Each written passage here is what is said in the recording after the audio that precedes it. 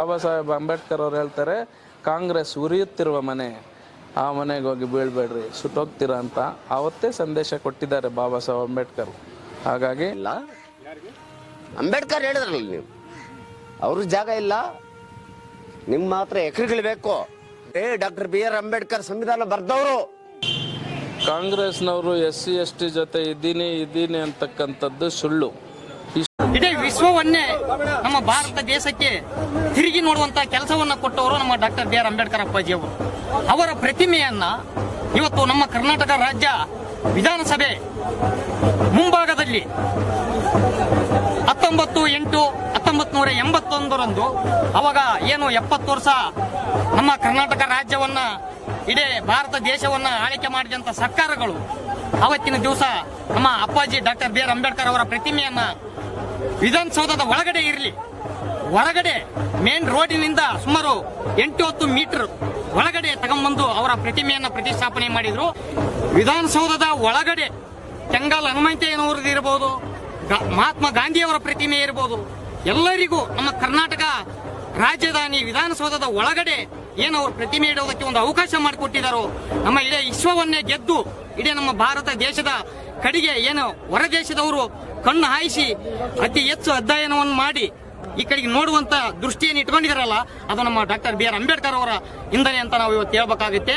ಅಂತವರ ಪ್ರತಿಮೆಯನ್ನ ವಿಧಾನಸೌಧದ ಹೊರಗಡೆ ಪ್ರತಿಷ್ಠಾಪನೆ ಮಾಡಿ ಇವರ ವಿಕೃತ ಮನಸ್ಥಿತಿಗಳನ್ನ ಇವತ್ತೇ ನಮಗೆ ತೋರಿಸ್ತಾ ಇದ್ದಾರೆ. ಮಾನವೀಯತೆ ಎನ್ನುವುದೇ ಇದ್ರೆ ನಮ್ಮ ದಲಿತರ ಓಟು, ಅವರ ಹಕ್ಕು ನಿಮಗೆ ಬೇಕು ಮುಂದಿನ ದಿನಗಳಲ್ಲಿ ಅಂತ ಬೇಕು ಅನ್ನುವಾಗಿದ್ರೆ ಆದಷ್ಟು ಬೇಗ ನಮ್ಮ ಡಾಕ್ಟರ್ ಬಿ ಆರ್ ಅಂಬೇಡ್ಕರ್ ಅಪ್ಪಾಜಿ ಅವರ ಪ್ರತಿಮೆಯನ್ನ ಮುಂದೆ ಬರ್ತಕ್ಕಂಥ ಸರ್ಕಾರಗಳು, ಇವತ್ತು ಆಡಳಿತ ನಡೆಸ್ತಾ ಇರ್ತಕ್ಕಂಥ ಸರ್ಕಾರಗಳು ಆದಷ್ಟು ಬೇಗ ಅವರ ಪ್ರತಿಮೆಯನ್ನ ಕೆಂಗಲ್ ಹನುಮಂತಯ್ಯನವರದು ಮಹಾತ್ಮ ಗಾಂಧಿಯವರ ಪ್ರತಿಮೆಯನ್ನ ಏನು ಸ್ಥಾಪನೆ ಮಾಡಿದಿರಿ, ಅದೇ ರೀತಿಯಾಗಿ ನಮ್ಮ ಡಾಕ್ಟರ್ ಬಿ ಆರ್ ಅಂಬೇಡ್ಕರ್ ಅಪ್ಪಾಜಿ ಅವರದು ಕೂಡ ತಾವು ಮುಂದಿನ ದಿನಗಳಲ್ಲಿ ವಿಧಾನಸೌಧದ ಒಳಗಡೆ ಪ್ರತಿಷ್ಠಾಪನೆ ಮಾಡಬೇಕು ಅಂತ ಹೇಳಿ ನಮ್ಮ ಎಲ್ಲಾ ದಲಿತ ಬಾಂಧವರ ಪರವಾಗಿ ನಾವಿವತ್ತು ಧ್ವನಿ ಎತ್ತಾ ಇದ್ದೀವಿ.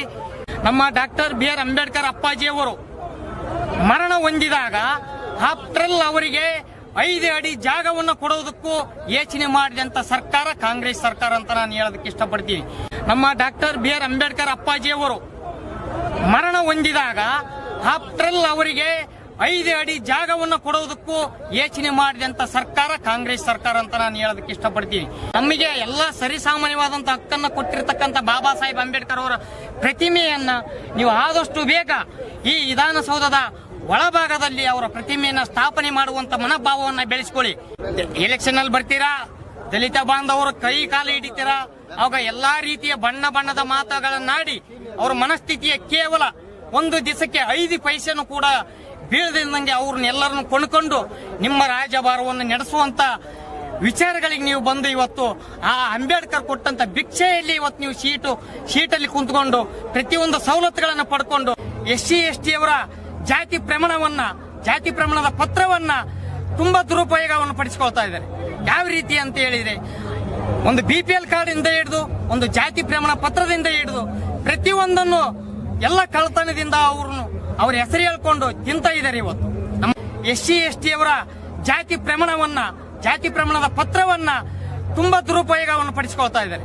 ಯಾವ ರೀತಿ ಅಂತ ಹೇಳಿದ್ರೆ ಒಂದು BPL ಕಾರ್ಡ್ ಇಂದ ಹಿಡಿದು ಒಂದು ಜಾತಿ ಪ್ರಮಾಣ ಪತ್ರದಿಂದ ಹಿಡಿದು ಪ್ರತಿಯೊಂದನ್ನು ಎಲ್ಲ ಕಳ್ಳತನದಿಂದ ಅವ್ರ ಹೆಸರು ಹೇಳ್ಕೊಂಡು ತಿಂತಾ ಇದ್ದಾರೆ. ಇವತ್ತು ಅಂಬೇಡ್ಕರ್ ಅವರ ಪ್ರತಿಮೆಯನ್ನ ನಮ್ಮ ಕರ್ನಾಟಕ ರಾಜ್ಯದಲ್ಲಿ ವಿಧಾನಸೌಧದ ಮುಂಭಾಗದಲ್ಲಿ ಏನು ಹೊರಗಡೆ ಪ್ರತಿಷ್ಠಾಪನೆ ಮಾಡಿದರೆ ಎಲ್ಲಾ ನಮ್ಮ ದಲಿತ ಬಾಂಧವರ ಪರವಾಗಿ ನಾವು ಇವತ್ತು ಕೇಳ್ಕೊಳ್ಳೋದು ಏನಪ್ಪಾ ಅಂತ ಹೇಳಿದ್ರೆ ಆದಷ್ಟು ಬೇಗ ಈ ಪ್ರತಿಮೆ ವಿಧಾನಸೌಧದ ಒಳಭಾಗದಲ್ಲಿ ಆಗಬೇಕು. ಇದ್ರ ಪರವಾಗಿ ನಾವು ಮುಂದಿನ ದಿನಗಳಲ್ಲಿ ಎಲ್ಲಾ ನಮ್ಮ ದಲಿತ ಸಂಘಟನೆಗಳು, ಎಲ್ಲ ನಮ್ಮ ದಲಿತ ಮುಖಂಡರು ಸೇರಿ ಇದ್ರ ಬಗ್ಗೆ ಬಹುತ ಹೋರಾಟವನ್ನು ಹಮ್ಮಿಕೊಳ್ಳುವುದರಲ್ಲಿ ಯಾವುದೇ ಸಂಶಯವಿಲ್ಲ. ಈ ಕಾಂಗ್ರೆಸ್ನವರು SC/ST ಜೊತೆ ಇದ್ದೀನಿ ಅಂತಕ್ಕಂಥದ್ದು ಸುಳ್ಳು. ಇಷ್ಟು ವರ್ಷಗಳು ನಮಗೆ ಅವರು ಮೋಸ ಮಾಡಿಕೊಂಡೇ ಬಂದಿದ್ದಾರೆ. ಇಷ್ಟು ವರ್ಷ ಆಗಿರೂ 30 ವರ್ಷಗಳಿಂದ ಅವರು ಮೀಸಲಾತಿನೇ ಕೊಟ್ಟಿಲ್ಲ. ಇವತ್ತು ಕೊಡ್ತೀವಿ, ನಾಳೆ ಕೊಡ್ತೀವಿ ಅಂತ ಮುಂದೂಡ್ಕೊಂಡೇ ಬಂದರು. ಬಿಟ್ರೆ ಏನು SC/ST ಉಜ್ವಲವಾಗಬೇಕು, SC/ST ಜನರ ಪರಿವರ್ತನೆ ಆಗಬೇಕು ಅನ್ನೋದು BJP ಸರ್ಕಾರಕ್ಕಷ್ಟೇ ಗೊತ್ತಿತ್ತು. BJP ಸರ್ಕಾರ ಈಗ ಮಾಡಿದೆ. ಈಗ ಬಾಬಾ ಸಾಹೇಬ್ ಅಂಬೇಡ್ಕರ್ನ ಕೂಡ 2 ಸಾರಿ ಸೋತಿಸಿದ್ದು ಯಾರು? ಕಾಂಗ್ರೆಸ್ನವರಲ್ವಾ?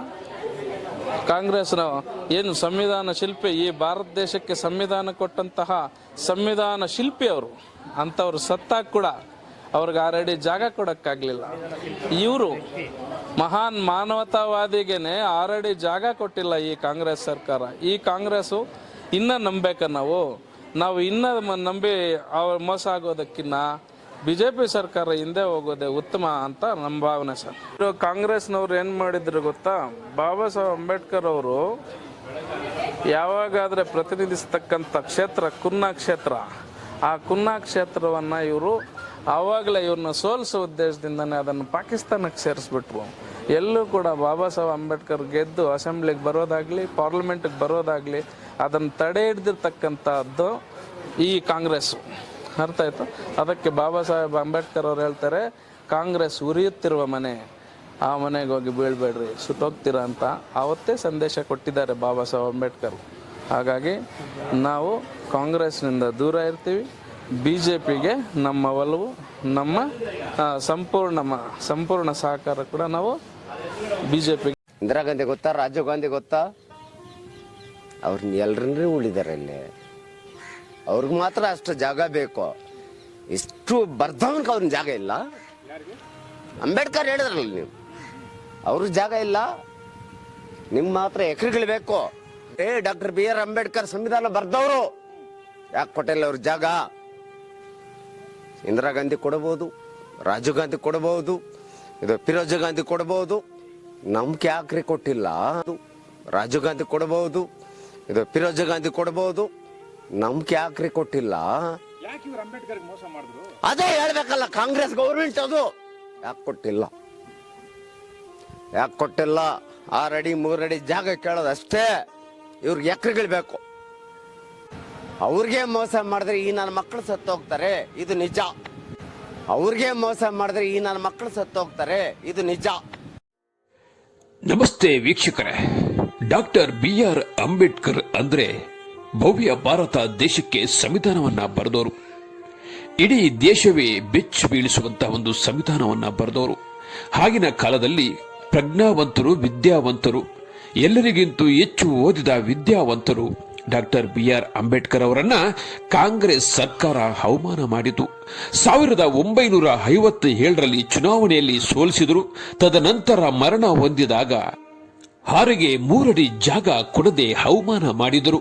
ಆಗಿನ ಸರ್ಕಾರ ಕಾಂಗ್ರೆಸ್ ಸರ್ಕಾರ, ನೆಹರು, ರಾಜೀವ್ ಗಾಂಧಿ, ಇಂದಿರಾ ಗಾಂಧಿ ಎಲ್ಲ ಇದ್ದಾಗ ಕೂಡ ಡಾಕ್ಟರ್ BR ಅಂಬೇಡ್ಕರ್ ಅವರಿಗೆ ಅವಮಾನ ಮಾಡಿದ್ದು ಕಾಂಗ್ರೆಸ್ ಸರ್ಕಾರ. ಯಾಕಪ್ಪ ಅಂದ್ರೆ ಹಿಂದುಳಿದ ವರ್ಗದವರು ಮೇಲಕ್ಕೆ ಬಂದ್ಬಿಡ್ತಾರೆ, ಈ ದೇಶದಲ್ಲಿ ನಾವೇ ಇರಬೇಕು ಅನ್ನೋ ಒಂದು ಅಹಂಕಾರ. మోదీ కూడా పాయింట్ వాళ్ళకి ఈ కాంగ్రెస్ వాళ్ళు నమ్మి ఏమేమో చేసిండ్రు. మోదీ వచ్చినాక ఇండియాని బయట దేశాల్లో కూడా దిగులు పడతారు మన ఇండియా అంటే. వాళ్ళ ఓడు సిక్కేది లేదు. ఆయన